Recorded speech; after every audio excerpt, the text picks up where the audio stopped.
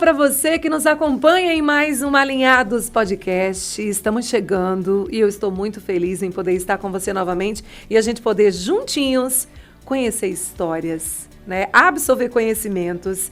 E claro que eu estou feliz hoje ainda mais. Ontem foi comemorado o Dia Internacional da Mulher. E é um assunto que a gente sempre tem que trazer à tona, sempre tem que conversar. E a gente já trouxe aqui grandes mulheres, né, com histórias incríveis. E hoje eu não poderia deixar de trazer uma mulher que eu conheço já há alguns anos. Sou uma admiradora dela há muito tempo. E ela, gente, no direito, ela manda ver, viu? Ela é danada. Claro que eu trouxe a doutora Poliana Queiroz, a nossa convidada de hoje. Gente, ela é advogada especialista na área militar, é mestre em políticas públicas pela Universidade Federal de Pernambuco. Como eu tô feliz em a gente poder se reencontrar depois de tantos anos, viu? Seja bem-vinda. Aline, muito obrigada. Feliz estou eu. Fiquei muito honrada, muito contente com esse convite para a gente bater um papo. Você sabe da minha admiração pelo seu trabalho, por você.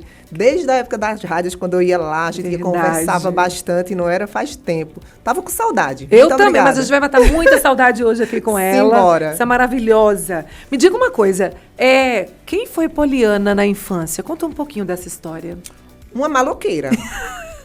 Sério? Total. Eu brincava com os meus alunos, vou falar uma coisa, gente, pelo amor de Deus, os militantes de plantão. Eu vou falar uma coisa que eu digo que eu passei por todos os gêneros possíveis e conceituações de sexo possível que existe. Porque eu brinco que eu nasci menina, órgão genital menina, mas no decorrer que eu fui crescendo, eu era uma menino, porque, até brinco assim, gente, eu tinha tudo pra ser da comunidade LGBTQIA+, por isso que eu sou super adepta, porque eu era uma menina. Com certeza era um menino, porque eu não gostava de nada de menina. Não gostava de brincar de boneca, não gostava. Eu só brincava de boneca quando não tinha outra opção, que tava chovendo. Meu negócio era jogar bola de gude. Eu tinha coleção de bola de gude, meu amor. Com os meninos? Com os meninos. Barrinha de praia. Brincadeira de dar porrada. Sabe aquelas brincadeiras de sacorrendo do cuscuz? Alguém já brincou de cuscuz? Pronto, eu adorava essa brincadeira. E sem falar que eu era líder de gangue e saía batendo nos meninos menores. Eu era terrível. Meu Deus do céu. E o pai e a mãe faziam o quê nessa época, assim? Nada. Controlava ou deixava livre? Mulher, naquela época a gente brincava na rua. Era uma coisa que as crianças hoje em dia não têm. Não tem mais. Eu passava o dia na rua, só escutava a manhã. Venha jantar. Chegava eu com os pés descalços, porque eu não usava podre chinelo. De sujo. Podre, com meu boné pra trás. Aí eu dizia aos meus alunos, olha, nasci menina. Durante a minha infância, eu fui um menino, depois eu fui crescendo. Aí voltei a ser mais ou menos uma menina, e depois que eu fiquei mulher adulta, eu me tornei uma travesti, igual as minhas amigas, uma perua totalmente.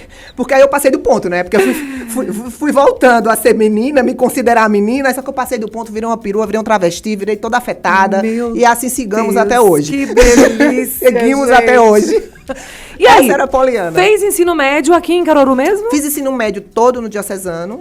Todo ele no Diocesano. Depois que concluí o ensino médio, entrei direto na faculdade de Direito, na SES. Mas você já tinha em mente fazer Direito mesmo ou foi uma coisa que foi acontecendo assim?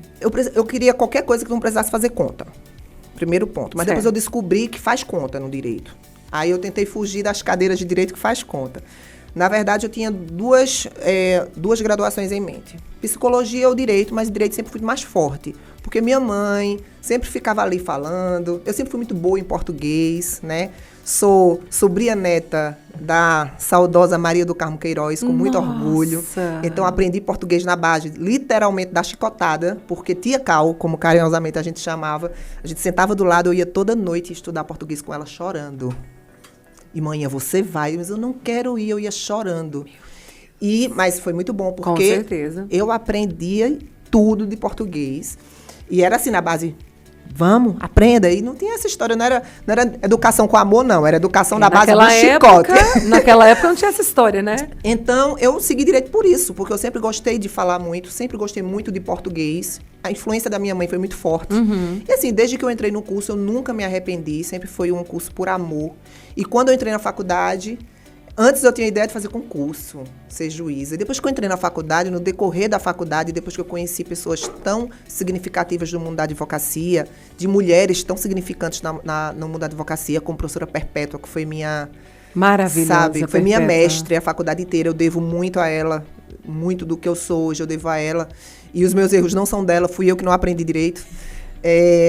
eu decidi advogar. Então, eu decidi que não ia fazer concurso público. Aí, quando eu entrei no direito, foi minha paixão, amor, assim, total. Inicialmente era só, vou fazer direito porque eu gosto de português, gosto de história, não gosto de matemática. Mas depois que entrei, me identifiquei bastante. E me identifiquei com a advocacia, com a militância da advocacia.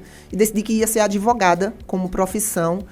Nunca fiz concurso público para absolutamente nada. E foi assim, quando eu disse à minha mãe que eu não ia fazer concurso público, nem para promotoria, nem para magistratura, ela era a mesma coisa, dizendo, mãe, eu estou usando drogas e vou abandonar a faculdade. Porque era isso que ela esperava, porque ela ficou extremamente decepcionada, porque na cabeça dela a advocacia era instável, e não deixa de ser.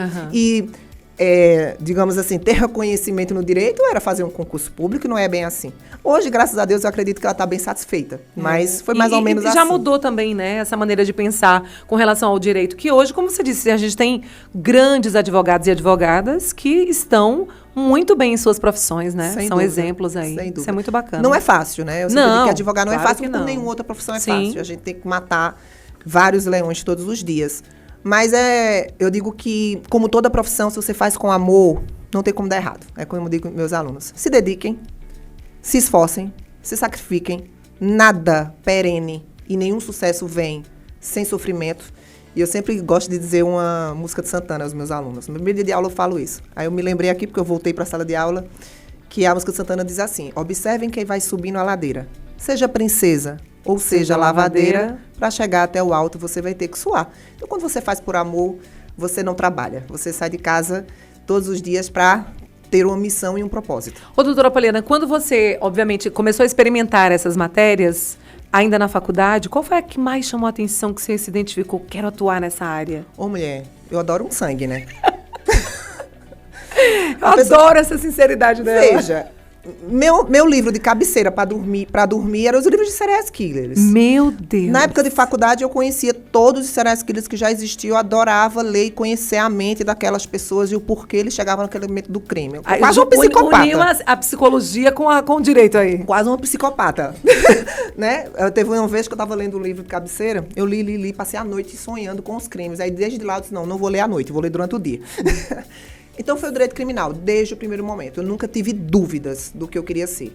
Nem medo de atuar, porque assim, a mulher no direito criminal, a gente sabe que ela tem que ser cada história. rocheda. Se eu fosse lhe contar histórias que eu já passei aqui, tinha que ser 3 dias de podcast e não ia dar. Eu acredito. Mas desde quando eu entrei na faculdade, que eu me deparei com as cadeiras, penal sempre foi o que me chamou a atenção, foi amor. Porque eu não gosto de nada com rotina, nem parado. E o direito criminal, para mim, ele é, sem desmerecer nenhuma outra área, mas para mim é a gênese da justiça social, sabe? A gente tem a terceira população carcerária maior do mundo e a gente tem essa população carcerária que são presos, são aqueles que têm uma posição social mais desprivilegiada, isso é um fato. E na faculdade a gente aprende muito isso, a gente lidar diretamente com essas desigualdades. Então, o direito penal, além de ser uma matéria extremamente interessante, que causa curiosidade nos alunos, ainda tinha esse lado que eu queria ter a sensação de estar contribuindo de alguma forma para a justiça social. Você já foi muito feminista, já tomou partido no aspecto de defender a mulher no direito? Como é que... Porque eu lembro de uma Poliana, há muitos anos atrás, muito assim, angariada nessas questões, de buscar muito, né, o espaço da mulher, não só no direito, mas que ela tenha, né, o seu mundo, o seu lugar no mundo. Sem dúvida nenhuma. Aline, é o seguinte, o feminismo é muito importante. Eu me considero feminista e ser feminista, para mim, é uma prerrogativa de todas as mulheres. Mas quando eu digo isso, para não ser polêmica, eu não estou aqui trazendo uma militância esvaziada, porque eu acho que a gente está vivendo num mundo de militâncias que estão se esvaziando em sua pauta.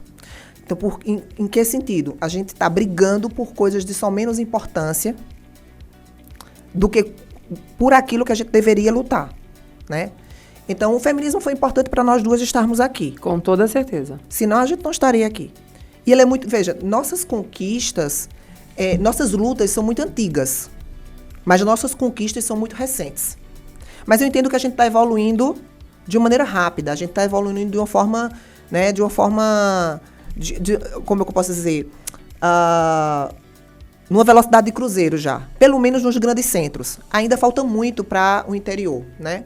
Então, eu me considero, sim, uma feminista. Eu acho que a minha luta está no meu dia a dia, em ajudar outras mulheres. Eu não tenho uma militância partidária, tá? Eu não tenho uma militância de rede social nesse sentido.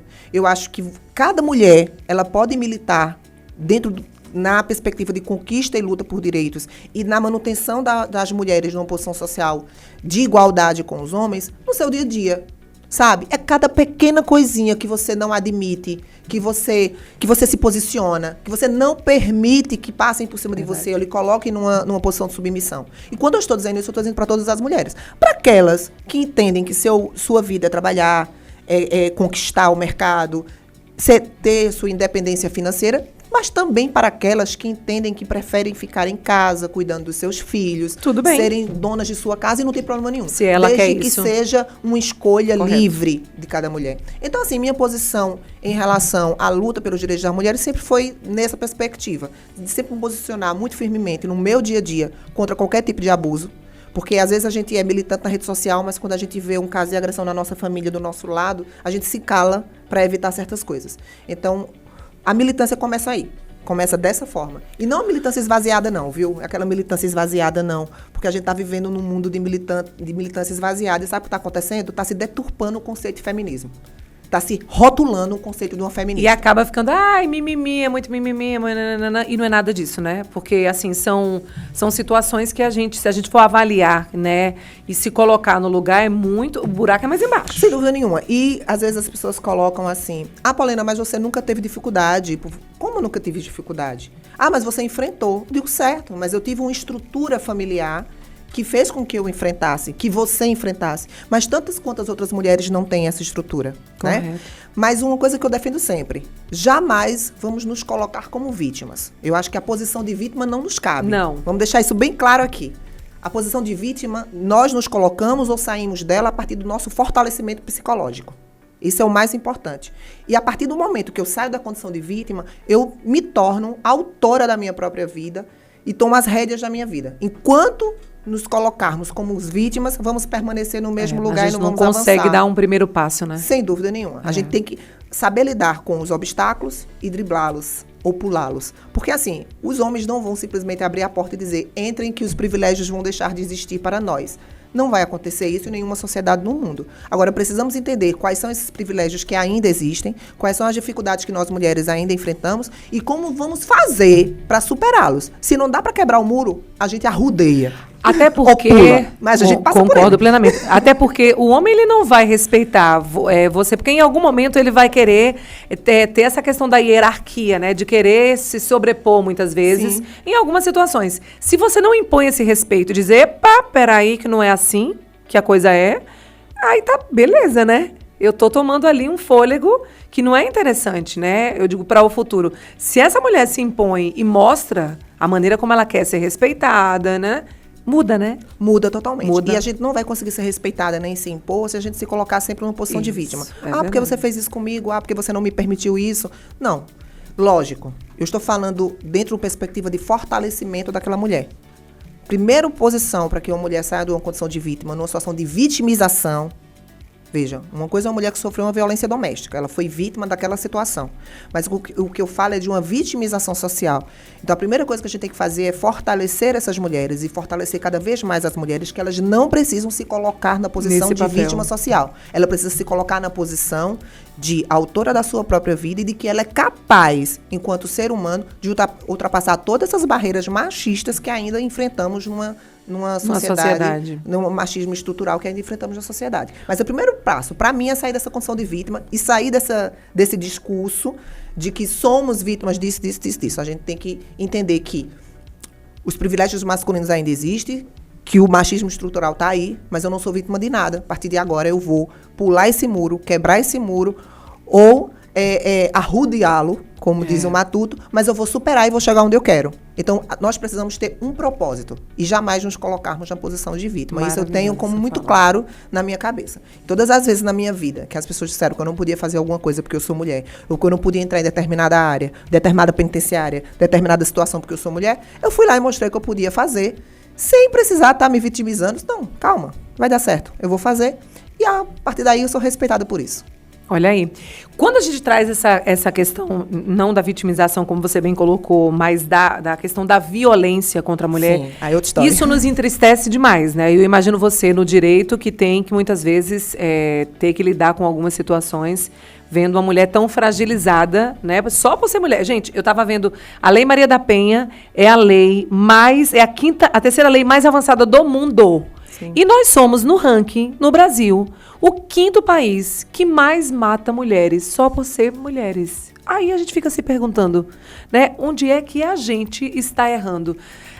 Será que a gente está negligenciando o início da violência, ou não está percebendo, ou não está buscando o nosso direito nesse aspecto? O que é que você vê a respeito disso, doutora Poliana? Eu acho que a gente volta à nossa discussão. O fortalecimento da mulher enquanto sujeito de direito e o entendimento dela enquanto desse sujeito. Ainda, Aline, apesar dos grandes avanços legislativos e de políticas públicas, essas informações e essas políticas não chegam em determinados lugares. Eu acho que 2 coisas são primordiais. Primeiro, a conscientização da mulher do seu poder interno, de não permitir, e quando for vítima, imediatamente denunciar e tomar providências e não arredar o pé e ser intransigente.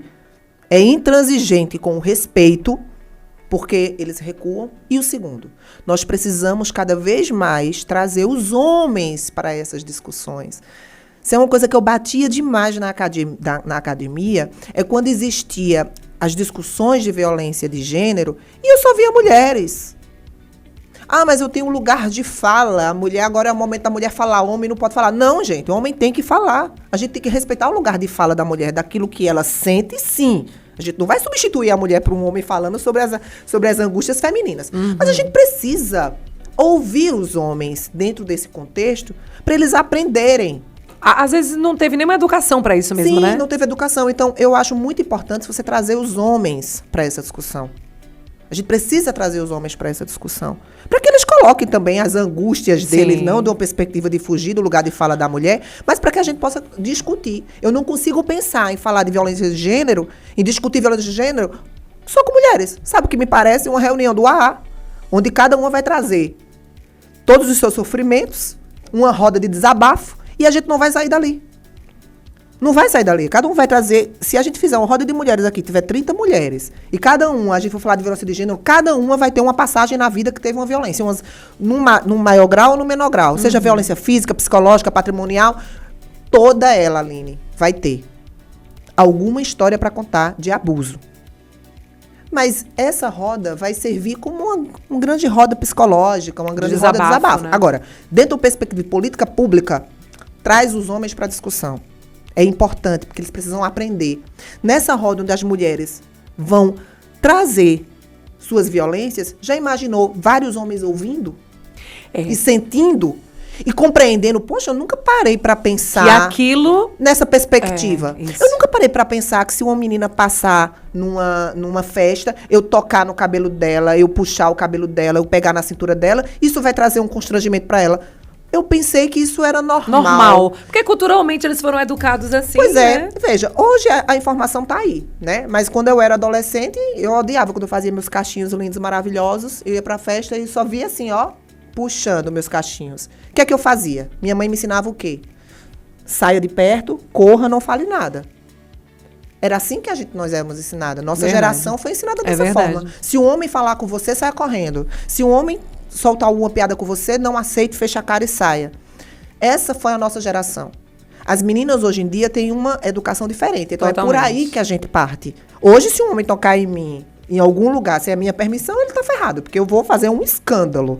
Né? E ele vai passar, não só a maior vergonha da vida dele, vai bater na delegacia, dependendo da situação. Então, eu acho que esses 2 caminhos. Primeiro, a gente fortalecer nossas meninas, de serem transigentes com o respeito a si mesma e não permitir nenhum outro tratamento que não seja o de respeito integral a si como pessoa. E o segundo é trazer os homens na educação de violência de gênero e nas rodas de discussão e cada vez mais a gente trazer esse diálogo entre gêneros para que a gente possa avançar. A violência sempre vai existir, isso faz parte da nossa vida enquanto ser humano, mas a gente precisa diminuir e mitigar e erradicar um ponto que não seja pauta frequentemente um número alarmante de mulheres vítimas de feminicídio. E é muito triste, né? Porque quando a gente, historicamente, a gente vai avaliar, a violência ela é inerente a credo, a condição financeira, enfim, ela atinge todas as classes da sociedade e algumas até mais difíceis, que eu tenho vergonha, não tenho coragem de ir numa delegacia, ou na minha cidade não tem uma delegacia especializada que eu me sinta acolhida, né? Eu não consigo ir numa delegacia comum, enfim. Tem tanta coisa, né, que envolve tudo isso e a gente entende que é um ciclo que para quebrar muito difícil. É muito difícil. Precisa de uma rede de apoio, de uma família que apoie e o fortalecimento dessa mulher. É muito importante ela se fortalecer psicologicamente para enfrentar, porque não é fácil. Não. Né? E além de enfrentar, a de estabelecer uma barreira tão grande ao ponto de que quando o ciclo da violência iniciar, porque inicia com um grito, inicia com humilhação pública, né? Dificilmente uma violência ela inicia com um tapa inicialmente. Ou um feminicídio já partiu direto para o feminicídio. Existe uma evolução no ciclo dessa violência que inicia com humilhação pública, uma humilhação privada, um grito. Então, a mulher se fortalecer ao ponto, estar preparada ao ponto de entender que naquele primeiro grito, você grita mais alto, você diz me respeita. E você deu um basta. Porque aquilo ali, se você permitir, vai evoluindo. É verdade. E vai evoluindo porque ele vai percebendo, ela permitiu eu dar um grito, ela se submeteu àquela humilhação, isso até de maneira inconsciente no cérebro do agressor. Sim. Então, ela se submete a mim. No momento em que ela basta aquilo ali, você já vai travar uma evolução daquele ciclo violento. Para isso, nós precisamos de mulheres psicologicamente fortalecidas, socialmente fortalecidas e um ciclo familiar que lhe dê estrutura de apoio. De dizer, eu estou com você, eu não permito que se faça isso com minha filha, com minha irmã, e você é forte o suficiente. Então, é por isso que pais tratem suas meninas da forma como elas vão exigir serem tratadas pelos seus futuros maridos, seus futuros companheiros. E até os exemplos em casa mesmo, né? A maneira como trata a esposa, Sem que é dúvida. a mãe dessa menina, é isso que ela vai entender ou perceber que está dentro da normalidade que ela acredita, porque é muito do exemplo, né, que vem em casa, né? Não adianta a gente falar se não der um exemplo. Exatamente. Se não fizer o dever de casa.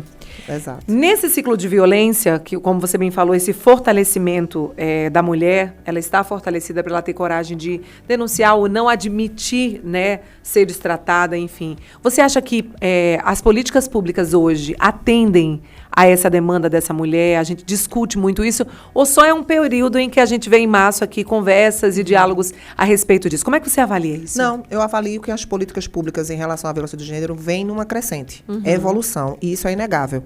Dentro da perspectiva formal, que é aquilo que está escrito, mas também da perspectiva material. A gente tem um caso de Caruaru. Agora foi aprovada a Casa da Mulher, né? Que vai vir aí, que é muito importante, salvo engano, Caruaru, Petrolina, não sei se Serra Talhada, não me recordo exatamente. Mas a gente vê uma evolução constante de crescimento de instituições que garantam os direitos das mulheres e desse primeiro apoio de acolhimento, né? Que são as casas de referência, as redes de apoio, as delegacias das mulheres da mulher, que são as delegacias especializadas. A vara da violência da mulher foi muito importante para o agilizamento da prestação jurisdicional quando a violência ocorre. Então, eu entendo que a gente evoluiu muito. Entretanto, porém, todavia, óbvio que como toda política pública de uma perspectiva nacional, Aline, ainda de falta muito. Falta muito. Porque onde falta? Falta naquela cidadezinha do interior, né? Ainda falta descentralizar essas políticas. Caruaru é uma capital. É verdade. Caruaru é uma cidade grande. Então, a mulher aqui em Caruaru, ela vai encontrar toda a rede de apoio que a legislação prevê, ela vai encontrar em Caruaru. Mas as mulheres do interior não vão ter essa mesma sorte. Então, elas acabam ficando invisibilizadas pela política. Mas isso é uma crescente. Política pública é o seguinte: é tomada de decisão, é formalização na lei, é execução e implementação, é monitoramento e avaliação constante. Então, as políticas em relação à violência de gênero no Brasil, hoje elas já estão sendo implementadas, já foram implementadas e estão sendo para descentralizar, mas precisa de um monitoramento constante para fazer melhoramento. Se não for feito isso, a política morre. Por enquanto, eu entendo que a gente está caminhando bem, sim. Precisamos chegar nos lugares mais inóspitos. Não saiu, ó. Mais longínquos, fica melhor assim. Pois é. Para que toda mulher possa ter acesso a esses direitos. Ainda falta um pouquinho, mas eu vejo com bons olhos. Eu acho que eu olho para o passado, sinto orgulho de tantas mulheres que lutaram. Se a gente olhar, né? Olho para o presente, vejo boas perspectivas para o futuro. Então, hoje no presente, nós temos boa parte dos nossos direitos devidamente garantidos na materialidade, pelo menos para aquelas mulheres que conseguem procurar os organismos do Estado. Que bom. E é um assunto que é muito mais discutido, né? Muito mais tem mais visibilidade. As pessoas conseguem ter acesso. É no podcast, é na rádio, é na TV. São assuntos ou situações que acabam fazendo com que essa mulher, que talvez não tenha acesso ou não tenha uma secretaria de políticas públicas para a mulher no próprio município, ela diga, opa, olha o que aconteceu, olha como foi a resposta disso. E aí começa a ter uns insights, assim, Perfeito. sabe? De como eu posso fazer para resolver o meu problema também. O acesso à informação facilita, né? Verdade. As redes sociais hoje nos trouxeram uma outra forma de fazer política partidária. Hoje nós observamos que nenhum candidato a vereador, a prefeito, até presidente da República ganha se não tiver uma organização estrutural nas redes sociais que seja sustentável, né? Então, a gente sabe que o impacto das redes sociais é muito importante e o acesso à informação é muito importante. Então, isso já é um grande passo e uma grande evolução para que mulheres que não tenham acesso diretamente na sua cidade ou no local onde ele mora, que tenham acesso aos seus direitos básicos, sem dúvida nenhuma, para reivindicá-los. Mas, como eu já disse, ter acesso à informação sem fortalecimento dessa mulher e sem uma estrutura familiar não serve muito não, porque ela vai ter a informação, mas dificilmente ela vai conseguir superar as barreiras do medo, de uma vida toda de opressão. Com certeza. Existe uma história uma parábola de um elefante, que na África, eu não sei nem se isso é verdade, tá? Eu escutei, eu estou replicando. Na África, para eles domesticarem os elefantes, eles pegam eles ainda bebezinhos e amarram ele numa árvore, num pedaço de pau pequenininho, certo? Uma árvore pequenininha. Que quando eles são bebês, eles tentam puxar e não conseguem. Então, eles tentam muito fugir e eles não conseguem fugir. E eles vão crescendo ali. No momento que ele se torna grande, adulto, ele tem força suficiente para torar aquele pedaço de pau e sair fugindo. Só que ele não faz mais porque ele já desistiu. Porque ele tentou tanto quando era bebezinho e ele acredita que depois de adulto ele ainda não consegue. Então, mesmo tendo a força capaz de superar aquele obstáculo e conseguir fugir, o elefante nem sequer tenta, porque ele acredita que não consegue. E é assim que muitas mulheres são ensinadas. Você não vai conseguir, você não consegue, você não é capaz. Então, quebrar essa barreira é muito complicado. Mas passa por esse fortalecimento. E eu fico batendo nisso porque eu fiz parte do grupo de proteção a vítimas da violência e a gente trabalhava com muitas mulheres. Eu fui uma dos membros da equipe que criou o CEAV, o Centro Estadual de Vítimas de Violência do Estado de Pernambuco, né? Então, a gente discutia muito sobre essa perspectiva da vítima e como é que a gente ia fazer para resgatar aquela vítima daquela condição. E eu me lembro que logo no início, eu era muito jovem, eu ficava muito angustiada, porque eu queria pegar aquela pessoa, botar no colo e levar e tirar daquela situação. E eu me lembro que tem uma psicóloga amiga minha, Ana Campelo, vários embates que eu tive com ela no início, mas eu aprendi muito. Ela disse, não, Poliana, nós não podemos fazer nada para tirar aquela pessoa da situação de vítima. O que a gente pode fazer é dar mecanismos de fortalecimento. Só quem pode sair dessa condição de vitimização é ela mesma. É ela. Agora, nós vamos dar o suporte para que ela saia. E para mim aquilo era muito complicado, porque é um processo lento, é um processo doloroso, e a pessoa está ali naquele ciclo de violência, e você vendo, não pode fazer muita coisa.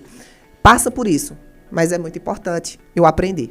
Pois é, gente, olha aí, né? Quanto aprendizado com a doutora Poliana. Já sentiu algum tipo de violência, ou você nunca permitiu, porque você sempre foi muito empoderada nesse aspecto, mas, alguém acredita que eu vou lá na Poliana. Eu vou conseguir.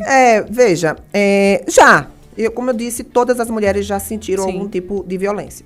Talvez eu não considere uma violência, porque a palavra violência ela é muito pesada. É muito pesada. Mas digamos que eu já sofri algumas tentativas, vamos dizer assim, de constrangimentos, de assédios morais, sexuais, mesmo que de maneira velada. Sabe, de maneira velada. Você se colocou, né? E até num ponto, eu vou dar um exemplo. Bem bobo, mas que retrata o machismo estrutural que nós temos. Eu era uma advogada recém-formada e era a minha primeira festa na OAB. Olha, gente, tem 20 anos isso, viu?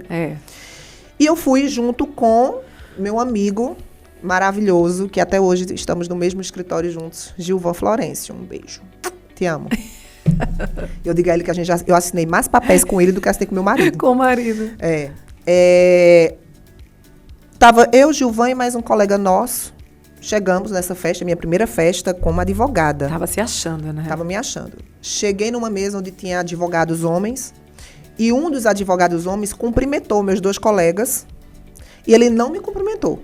A única coisa que ele fez quando olhou pra mim, em vez de me dar boa noite, ou tudo bom, prazer, meu nome é fulano, qual é o seu nome? Foi elogiar minhas pernas. Ele não me cumprimentou. Ele olhou para as minhas pernas, eu estava com uma saia no meio da coxa, e ele só me cumprimentou olhando para minhas pernas e falando minhas pernas. Eu me senti um belo de um frango de padaria, né? Tem aqueles franguinhos de padaria? Sem cérebro, sem cabeça, porque não tem cabeça, não tem cérebro, só tem aquele corpinho girando e o cachorrinho tá ali babando. Infelizmente, a posição do machismo estrutural nos vê, às vezes, dessa forma, né? Como pedaços de carne girando que não tem cérebro. Aí, na mesma hora que ele falou isso, eu não me lembro exatamente qual foi a resposta, que faz muito tempo, mas eu me lembro que ele deu uma resposta bem desaforada na frente de todo mundo e ficou meio que todo mundo assim. Constrangidos, porque eu dei a resposta. E depois ele ficou com raiva. Depois, no meio da conversa, ele... Falta de educação, que a pessoa vai fazer um elogio. Ele se sentiu constrangido porque eu retruquei, porque na cabeça dele ele estava me elogiando. Mas ele não me cumprimentou como pessoa. Então eu tinha que revidar naquele momento. Correto. Então, assim, já passei por algumas situações, mas assim, confesso a você, não sei se por conta do meu jeito, da minha posição, da forma como eu me coloco. Mas nunca...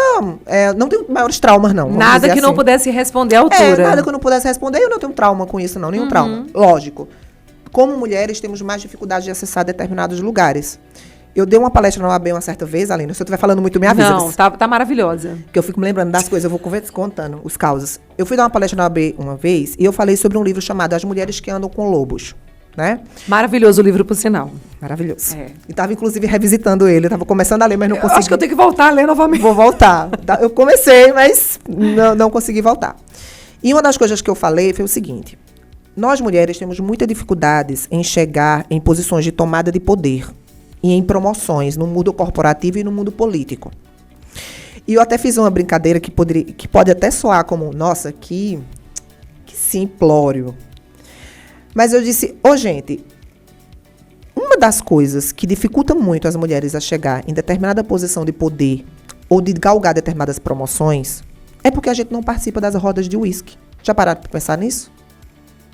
Nós não somos chamadas para as rodas de uísque por happy hour, por conta da nossa condição enquanto mulher. Vou lhe dar um exemplo. Uma empresa. Está todo mundo ali dentro de um mesmo setor, no mesmo patamar. Quando chega numa sexta-feira, você, Aline, é casada, tem 2 filhos. E quando você termina seu expediente, você chega em casa porque você tem um monte de coisa a fazer. Um monte de coisa para fazer e tem os seus filhos para criar. E ter seu marido lá te esperando.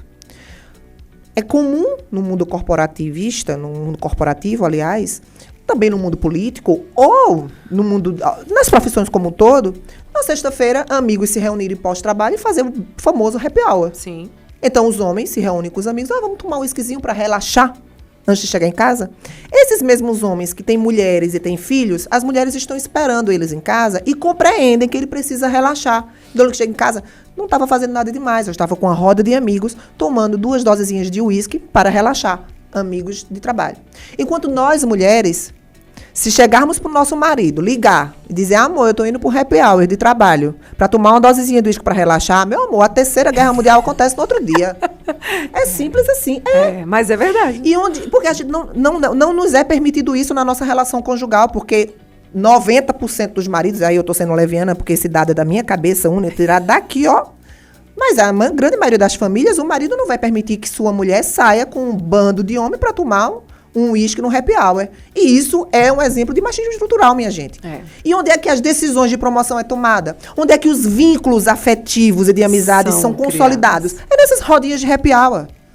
Que nós mulheres não participamos. Então, e aí, vai ter promoção. E não sei o quê. Mas fulano toma um uísque comigo, a gente boa, não sei o quê. Quando é que esses mesmos colegas de trabalho convivem com a mulher? Só no ambiente corporativo. Só no horário de trabalho. Não no momento de descontração e de amizade ou desamizades. Então, onde as amizades se estabelecem.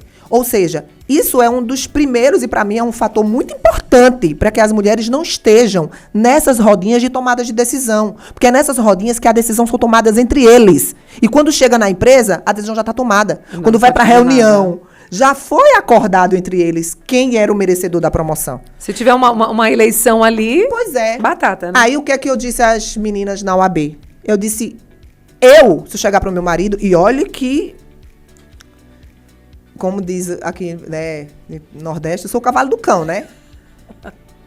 O vestido do meu marido, ele é ótimo. Ele já sabe com que ele casou, né? Mas assim, não dá pra eu chegar pro meu marido e dizer, olha, eu vou fazer um happy hour, hoje eu trabalho com a polícia, eu vou fazer um happy hour ali com os coronéis da polícia pra gente fazer um networking. Ele vai dizer, o quê? Tá doida? Tá doida? Vai não. Tem um menino pra criar. E um menino. E o gagal. E o não sei o quê. Mulher minha vai fazer isso?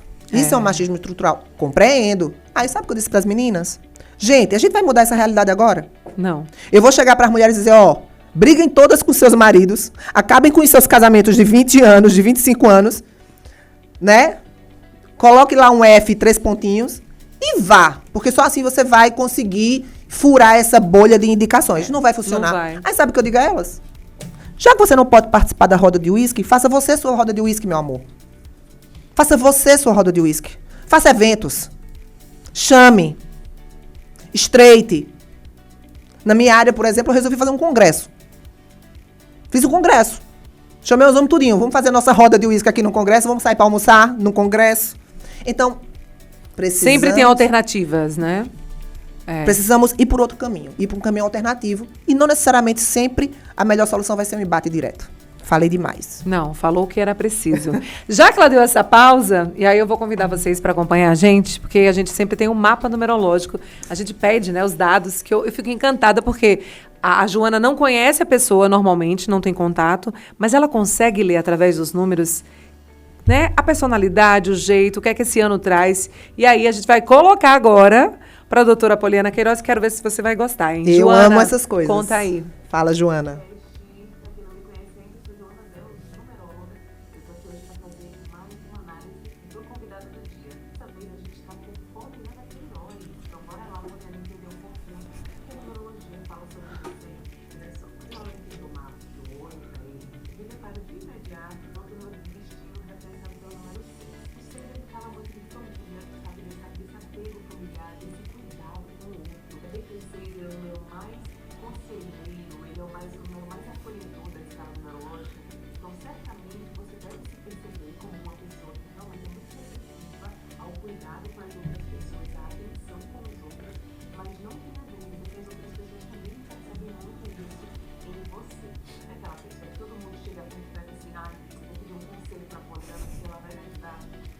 Mais ou menos.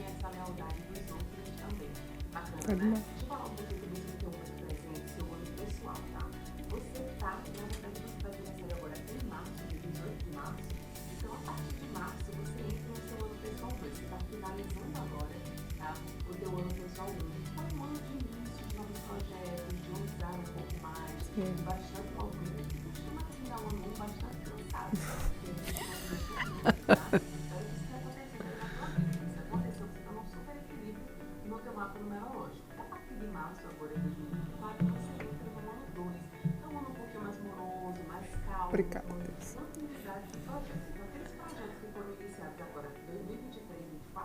Eles vão ser continuados para você na sua vida a partir de março de 2024, tá certo? Então preste atenção aí nos seus relacionamentos também. O 2 ele fala muito de parcerias, tá bom?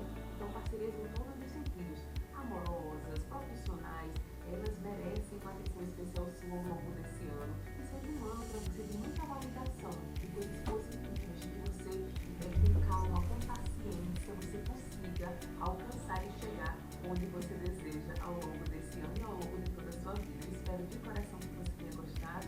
Foi um prazer fazer a sua leitura ainda em breve. E até a próxima. Ai, Joana Deose, ela arrasa. E aí, gostou? Amei. É isso adorei. mesmo? Batata.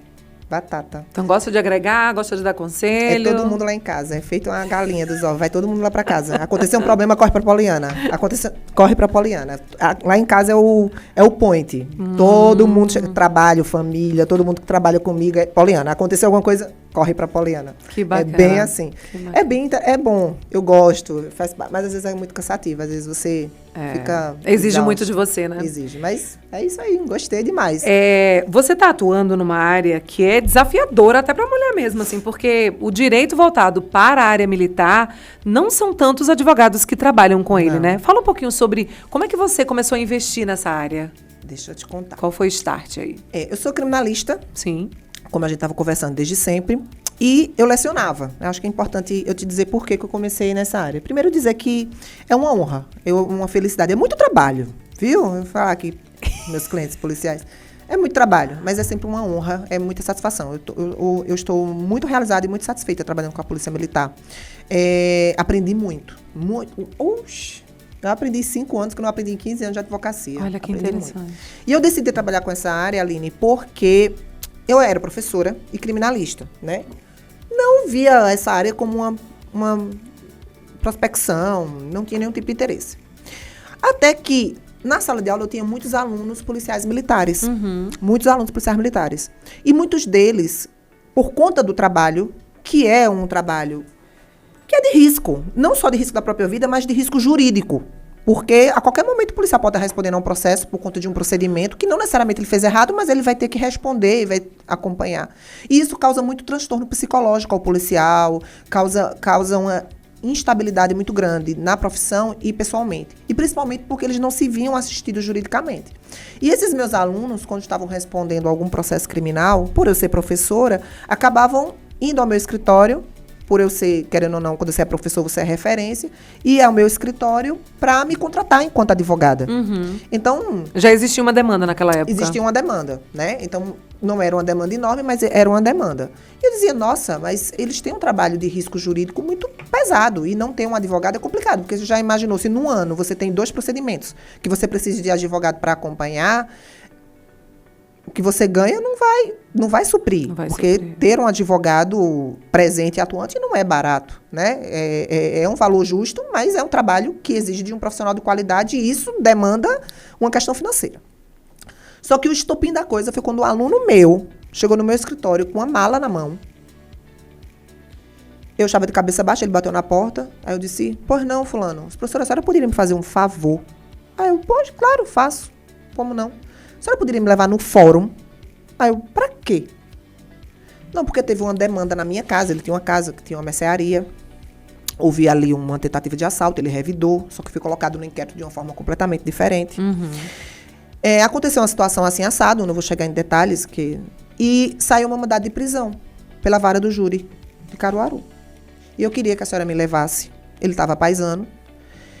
Porque eu não queria passar essa vergonha dos meus companheiros em me buscar na minha casa e nem queria dar esse constrangimento aos meus companheiros de ter que me prender.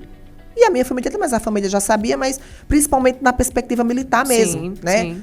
Não dar o constrangimento daqueles companheiros e prender ele. Aí eu digo, como é que é, menino? Senta aqui. Tive uma conversa prévia com ele. Aí eu até brinquei, eu disse assim, olha, eu sou advogada. Tá no meu sangue, é soltar o povo. Não é levar o povo para prender, não. Quem prende aqui é você. Não vamos misturar as bolas. Eu peço a soltura, fico feliz com a soltura e você fica feliz com a prisão, porque você é policial militar. Então, cada um no seu quadrado, não vamos misturar. E eu não vou levar ninguém para ser preso. Principalmente você, que eu conheço, que é meu aluno. De jeito nenhum. Você vai ficar aqui. Toma um café, toma uma água que eu já venho. Menina, eu peguei o carro e fui desembestado por fora. Eu entrei feito um vulcão na sala do juiz. E eu nem conhecia o processo direito, porque eu sabia o que ele tinha me falado. Sim. Eu não atuava no processo. Eu sei, excelência, quer falar com o senhor? Só um minutinho que eu tô terminando a audiência. Tá certo. Agora é rápido, é urgente, excelência. Quando terminou, disse... Olha a primeira frase que eu disse pro juiz. Graças a Deus que o juiz era gente boa, era meu amigo, viu? Senão eu tinha saído de lá, não tinha que chamar as prerrogativas da OAB. Eu disse pro juiz, o senhor tá ficando doido desse jeito, viu? Eu estava... Possessa. Virada. o senhor tá ficando doido? Aí ele, é o quê? O senhor tá ficando doido, porque o senhor tá mandando prender um aluno meu. É um aluno meu e é um policial militar. O senhor tá determinando a prisão dele. E ele está lá no meu escritório agora. De mala e cuia. Eu disse mesmo assim. E pedindo para eu trazer ele aqui. Porque ele não está querendo passar pelo constrangimento dos companheiros dele e prender ele. Como é que o senhor vai prender um aluno, um cidadão de bem, um policial militar assim? O senhor tá ficando doido, é? Ele, pô, eu não sei nem do que você tá... De quem é que você tá falando? Vamos ver o processo. Eu digo, vamos lá. Aí traz o processo. Aí viu a denúncia lá. Mas, veja, Poliana, foi isso que aconteceu. Foi isso, não. O que aconteceu foi isso. Inclusive, vou processar, inclusive, esse delegado. Eu ainda botei pro delegado. Eu saí ameaçando todo mundo de processo. Terminou, disse, vamos fazer o seguinte. Vamos reanalisar. Vamos suspender por enquanto. Suspende. Não... Recolhe esse mandado de prisão, não tinha saído ainda, eu não sei nem como é que ele tinha tido esse conhecimento. Esse acesso. É, mas não tinha chegado no batalhão ainda, mas ia chegar, mas acho que estava já definido no processo.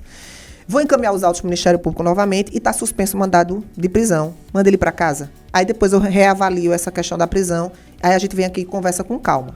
Aí voltei para casa. Já aliviada. Aí foi o que Isso foi um start, Sim. Essa situação, de que os policiais militares estavam juridicamente desprotegidos. Porque eles tinham uma profissão de salvaguardar a vida, o patrimônio e a segurança pública das pessoas, mas no momento em que era a segurança dele, do emprego dele, da liberdade dele que está em risco, eles não tinham apoio. Veja, existem alguns centros, algumas associações que atendem policiais, inclusive um vinculado à polícia, mas que a demanda ela é tão alta que não é possível se ter um corpo jurídico capaz de dar um atendimento humanizado e personalizado ao policial militar. Então, a partir dessa situação, eu defini que o nosso escritório, a partir de então, ia dar suporte exclusivamente a agentes de segurança pública.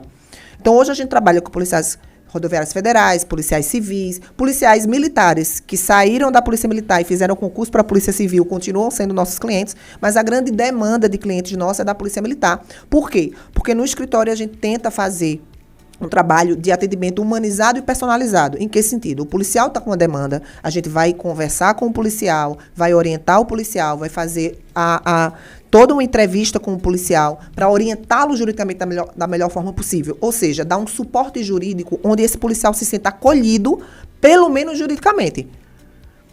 Ou seja, ele sabe que ele está respondendo muitas vezes a um processo complicado, mas que ele sabe que tem onde se apoiar juridicamente, que qualquer dúvida ele tem um advogado para ligar. Porque antigamente o que acontecia? O policial ele ia para a audiência e ele só sabia quem ia ser o advogado dele na hora da audiência. Então, pensando dessa perspectiva, e por conta de mercado também, veja, é uma área que as pessoas não gostam de direito militar. Nós não vemos direito militar na faculdade. Então, os alunos não são formados em direito militar, nem administrativo disciplinar militar, que é uma legislação completamente diferente. São princípios diferentes, apesar de ter algumas congruências. E muito por desconhecimento da vida castrense, por medo, porque acha que é muito fechado, que é muito bruto e não é. Olhe, Aline, eu tenho quase 20 anos de advocacia. Eu já tive minhas prerrogativas várias vezes colocada em xeque, em risco, e tentaram violar minhas prerrogativas como advogado várias vezes. Juiz, promotor, delegado de polícia. Eu já peguei uma briga com o delegado de polícia que eu passei 8 anos respondendo a um processo de desacato. E cheguei a ser condenada, viu? Em primeira instância. Sério? Foi. Mas pelo menos foi uma prisão domiciliar de 6 meses, e pelo menos assim eu ficava em casa. Mas aí eu resolvi recorrer e o tribunal me absolveu por unanimidade. Recuperei meu réu primário, viu? Gostaria de dizer isso. Recuperei. Meu réu primário. Mas dentro da Polícia Militar, trabalhando com a Corregedoria Geral da SDS, que aí eu preciso fazer essa alusão, trabalhando com a DPJM, com a Vara da Justiça da Auditoria Militar e trabalhando dentro dos batalhões com procedimentos administrativos disciplinares e sindicâncias, eu nunca tive uma tentativa de violação das minhas prerrogativas. A lei é irrestritamente cumprida no que diz respeito ao atendimento, ao respeito e à dignidade do advogado dentro da política, dentro do direito castrense, dentro dos muros da Polícia Militar. Sempre fui muito bem recebida, muito bem tratada, com muito respeito, com muita dignidade, e eu tenho o maior respeito e o maior carinho por essa instituição. Você falou que nós, em Pernambuco, temos uma polícia judiciária voltada para a polícia para a polícia feminina. Fala um pouco sobre isso, que eu acho que é muito importante de conhecer nesse aspecto. Perfeito. É muito importante. Inclusive, eu indiquei essa iniciativa do Estado de Pernambuco para o Fórum Brasileiro de Segurança Pública como práticas inovadoras de combate à violência de gênero, já que a gente está falando aqui no Dia Internacional da Mulher.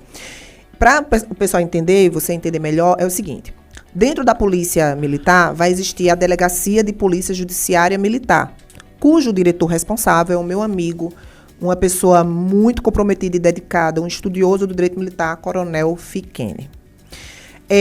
A Delegacia de Polícia Judiciária Militar já existe há algum tempo, né? Ela foi alçada à condição de diretoria para ter uma maior importância. E o que significa isso? É uma delegacia normal, só que composta por policiais militares e que tem como atribuição precípua investigar crimes militares.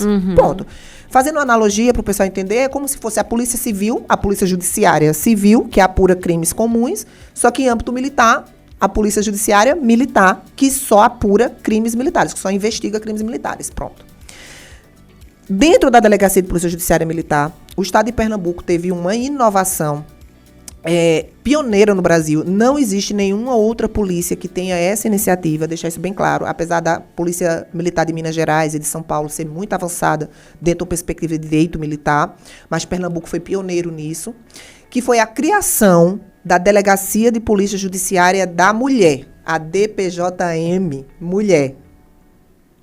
E o que é que consiste essa delegacia? Inclusive, essa delegacia, deixa claro que ela foi implementada na época da gestão do comando-geral do Coronel Roberto, mas tem a chancela de todos os outros coronéis, né? Coronel Tibério, Coronel Torres agora. E foi elaborado um documento interno, uma lei interna, uma portaria, onde o próprio comandante assina essa portaria com alguns requisitos e leis que protegem a mulher.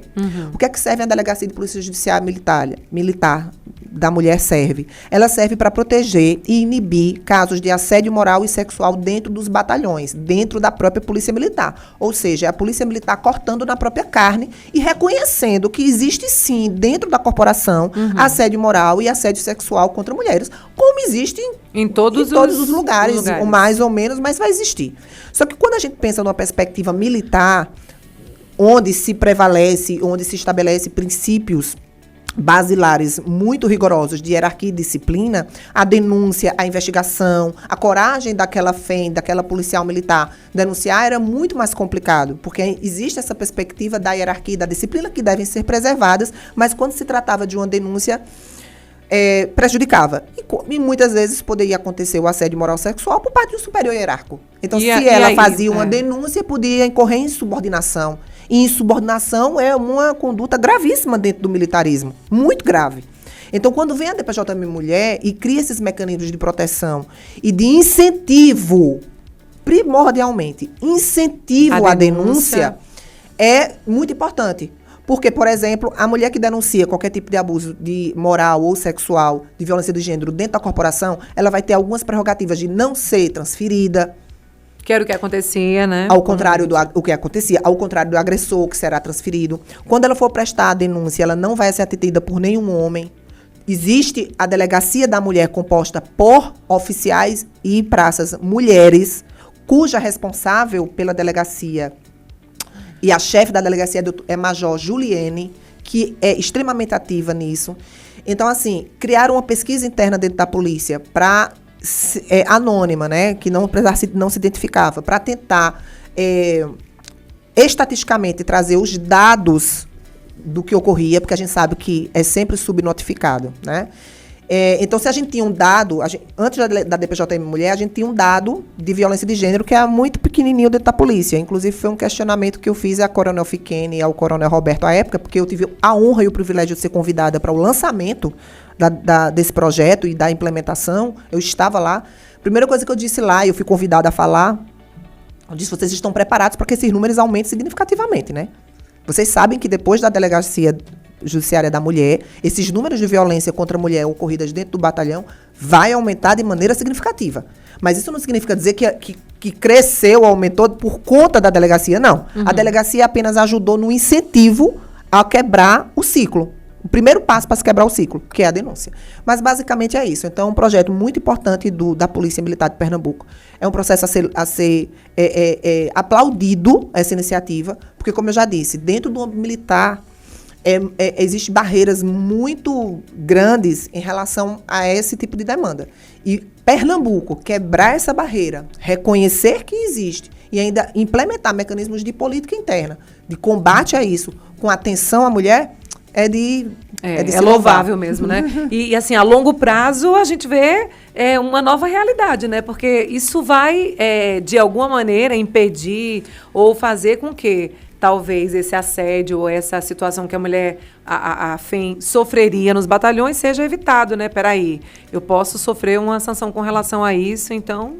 E se existe uma coisa que é altamente controlado, é no âmbito militar, ou seja, se consegue controlar mais esse tipo de demanda de ocorrer e de se suprimir por conta da hierarquia e da disciplina. A gente não vê muito, já que a gente está falando da área militar e que você atua com tanto brilhantismo, a gente não vê muitas mulheres em algumas, eu não sei se setores que eu vou dizer, né, da própria polícia. Por que você acredita que isso não, assim, no BOP, né? Caveiras.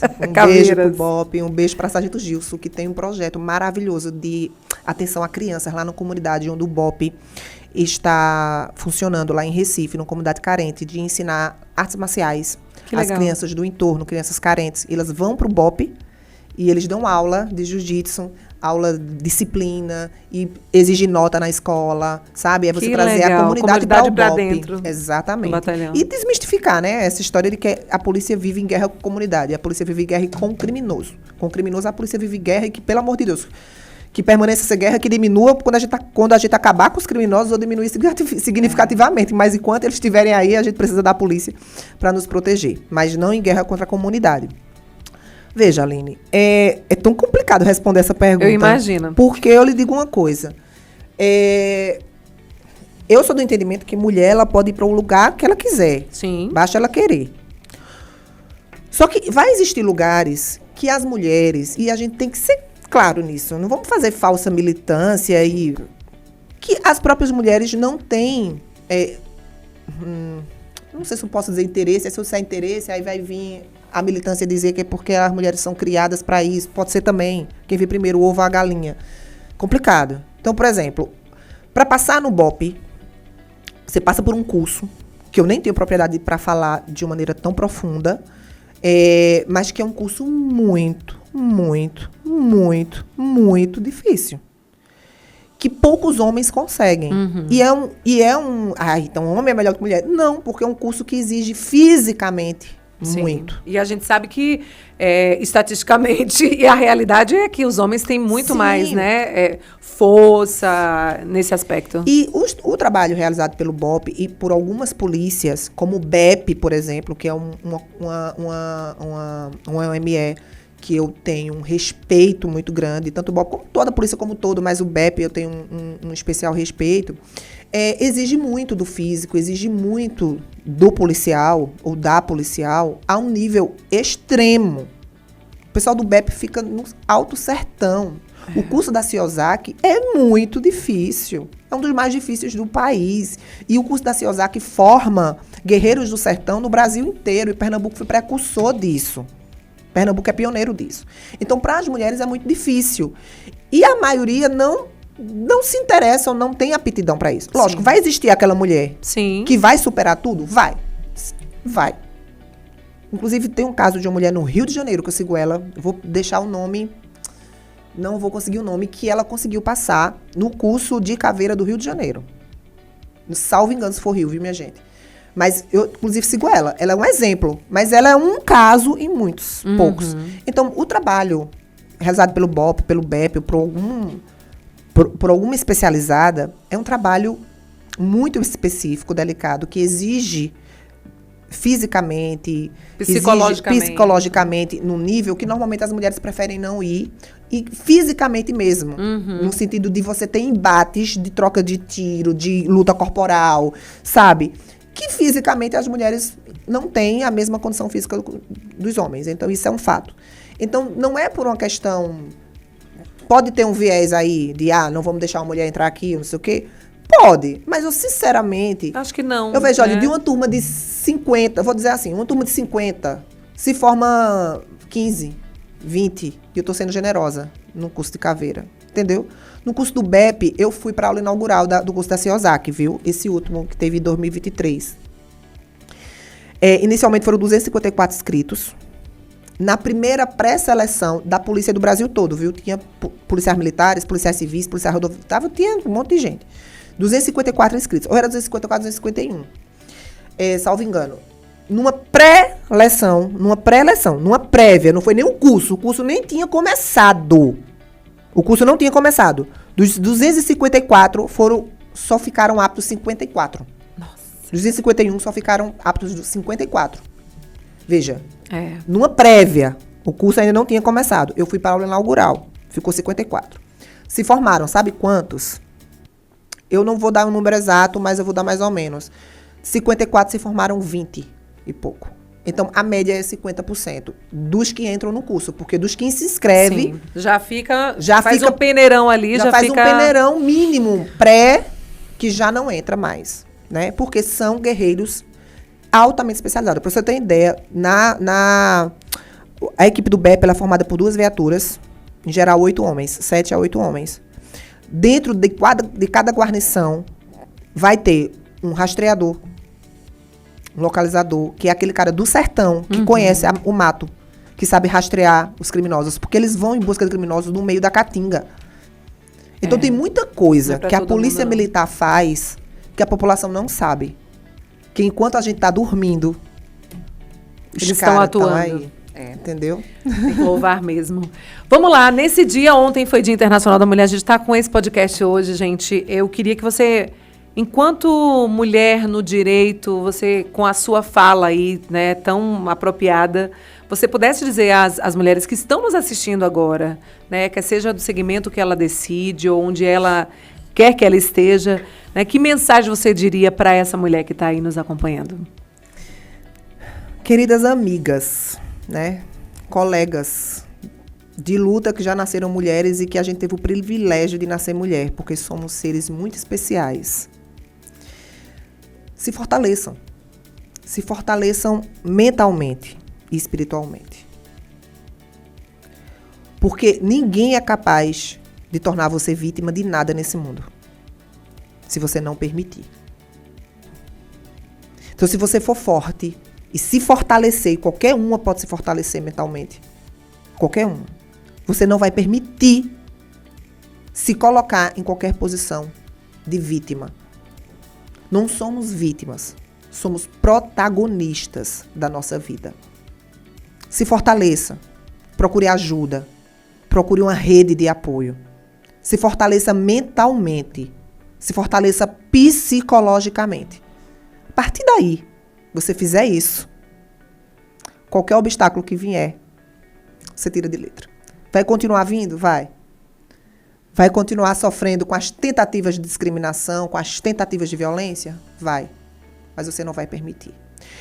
E quando eu estou dizendo isso, eu não estou dizendo, ela está querendo dizer que a mulher é vítima porque não se fortaleceu. Não, vai acontecer situações que ela vai ser vítima daquela situação. Mas ela não vai ser vítima nem dela, nem do mundo. Porque, Aline, amanhã eu posso ser vítima de uma violência doméstica. Nenhuma de nós está blindada disso. Eu serei, posso até ser vítima. Porque eu não mando nas pessoas. Mas uma coisa eu lhe garanto. Eu serei vítima dentro do processo. Mas na minha vida jamais serei vítima, porque eu vou enfrentar. É isso que as mulheres têm que fazer. Ninguém tem a capacidade de lhe colocar como vítima. Você pode ser vítima de uma situação, mas você vai ser protagonista da punição daquele agressor e da sua vida. É sair desta condição e se fortalecer ao ponto de não se permitir. E não permitir que ninguém o faça. Então, o que eu desejo para as mulheres e que eu não é oriental, acho que é muita soberba da minha parte, mas eu digo que a base de uma mulher é o fortalecimento psicológico e o reconhecimento dela enquanto sujeito, dela mesma para com ela, enquanto sujeitos de direito. A partir daí que ela se fortalecer psicologicamente, ela vai saber buscar a sua rede de apoio e jamais vai se colocar como vítima. Porque no momento que ela sofreu uma violência, ela vai saber retrucar e ela vai ser protagonista da punição daquele agressor, para que sirva de exemplo para que outros não cometam novamente. E vai se reerguer e vai se tornar mais forte ainda. Porque a resiliência faz parte do ser feminino. Pois é, e deixar claro isso, hein? É deixar claro assim, muito claramente. Olha, presta atenção, cuidado, porque se acontecer, você vai pagar por isso, viu, meu bem? Perfeito. É deixar o outro muito ciente disso, né? Perfeito. Acho que a gente tem que falar sobre vários assuntos, todos os assuntos. Não que a gente espere uma violência como essa, mas é deixar claro, se um dia vier a acontecer, você vai pagar. Segura o rojão, Exato, porque ele vem pesado. O grosso vem. Não brinque, não. Se prepare para as consequências, que elas não serão fáceis. Não serão, é verdade. Falar do prazer que é te ter aqui.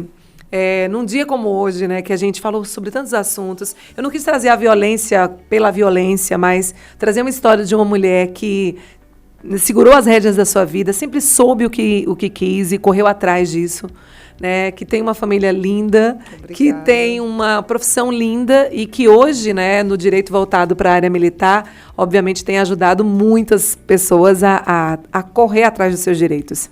Muito obrigada, viu? Aline, eu que agradeço. Peço desculpa se falei muito. Não, maravilhosa, nós amamos. Foi um papo maravilhoso, muito obrigada. Gratidão Eu lhe admiro a você. demais como pessoa, como profissional, como jornalista. Você é um exemplo de representatividade feminina, você sabe. Obrigada. Todas as mulheres que estão aí contribuindo para esse diálogo, para essa discussão, se mostrando, enfrentando, é exemplo para as outras. Precisamos ser exemplos umas para as outras. Você é meu exemplo, você é exemplo para muitas mulheres. Eu fico feliz por ser exemplo para algumas mulheres e muitas são exemplos para mim. É isso que a gente precisa fazer. A gente vai se fortalecendo dessa forma e assim a nossa mente vai ficando mais forte para reagir a todos os problemas da vida. Muito, muito, muito, muito, muito obrigada. Foi um papo maravilhoso. Estou super feliz. Eu que agradeço pelas palavras, pelo carinho, por estar aqui com a gente, contribuindo com essa preciosidade de entrevista aqui no podcast. Gente, a gente fica por aqui. No sábado nós vamos estar de volta, 7h30. Eu espero você. Se você ainda não se inscreveu, corre, se inscreve, compartilha. A gente vai estar aqui sempre trazendo informações importantes para você. Paz e bem, tudo de bom. Até sábado. Tchau, tchau.